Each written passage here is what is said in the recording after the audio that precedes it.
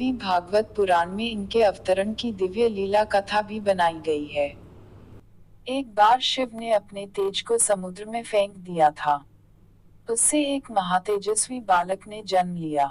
यह बालक आगे चलकर जलंधर के नाम से पराक्रमी दैत्य राजा बना।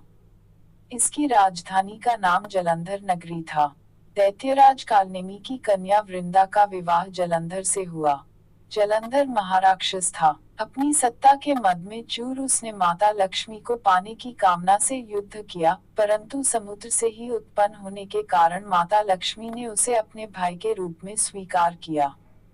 वहां से पराजित होकर वह देवी पार्वती को पाने की लालसा से कैलाश पर्वत पर गया। भगवान देवाधिदेव शिव का ही रूप धरकर माता पार्वती के समीप गया, परंतु मां ने अपने योगबल से उसे तुरंत पहचान लिया तथा वहां से अंतर्ध्यान हो गई।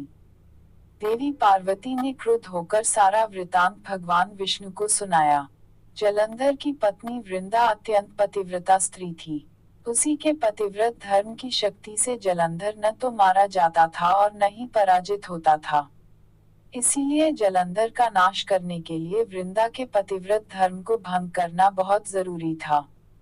इसी कारण भगवान विष्णु ऋषि का वेश धारण कर वन में जा पहुंचे, जहां वृंदा अकेली भ्रमण कर रही थी। भगवान के साथ दो मायावी राक्षस भी थे, जिन्हें देखकर वृंदा भयभीत हो गई। ऋषि ने वृंदा के सामने पल में दोनों को भस्म कर दिया। उनकी शक्ति देखकर वृंदा ने कैलाश पर्वत पर महादेव के साथ युद्ध कर रहे अपने पति जलंधर के बारे में पूछा। ऋषि ने अपने माया जाल से दो वानर प्रकट किए। एक वानर के हाथ में जलंधर का सिर था तथा दूसरे के हाथ में धड़। अपने पति की यह दशा देखकर वृंदा मूर्छित होकर गिर पड़ी। होश में आने पर उन्होंने ऋषि रूपी भगवान से विनती की कि वह उसके पति को जीवित करें। भगवान ने अपनी माया से पुनः जलंधर का सिर धड़ से जोड़ दिया, परंतु स्वयं भी वह उसी शरीर में प्रवेश कर गए। वृंदा को इस छल का जरा आभास न हुआ। जलंधर बने भगवान के साथ वृंदा पतिव्रता का व्यवहार करने लगी, जिससे उसका सतीत्व भंग हो गया। ऐसा होते ही वृंदा का पति जलंधर युद्ध में हार गया। इस सारी लीला का जब वृंदा को पता चला, तो उसने क्रुद्ध होकर भगवान विष्णु को शिला होने का श्राप दे दिया तथा स्वयं सती हो गई। जहाँ वृंदा भस्म हुई, वहाँ तुलसी का पौधा होगा। भगवान विष्णु ने वृंदा से कहा, हे वृंदा, तुम अपने सतीत्व के कारण मुझे लक्ष्मी से भी अधिक प्रिय हो गई हो। अब तुम तुलसी के रूप में सदा मेरे साथ रहोगी।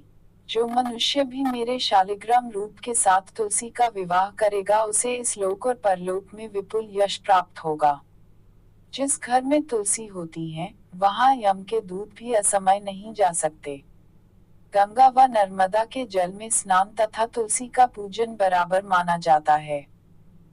चाहे मनुष्य कितना भी पापी क्यों न हो, मृत्यु के समय जिसके प्राण मंजरी रहित तुलसी और गंगा जल मुख में रखकर निकल जाते हैं, वह पापों से मुक्त होकर वैकुंठ धाम को प्राप्त होता है।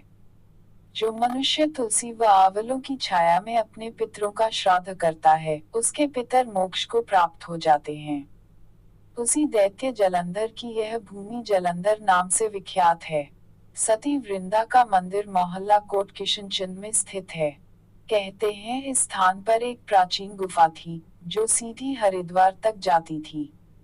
सच्चे मन से 40 दिन तक सती वृंदा देवी के मंदिर में पूजा करने से सभी मनोरथ पूर्ण होते हैं।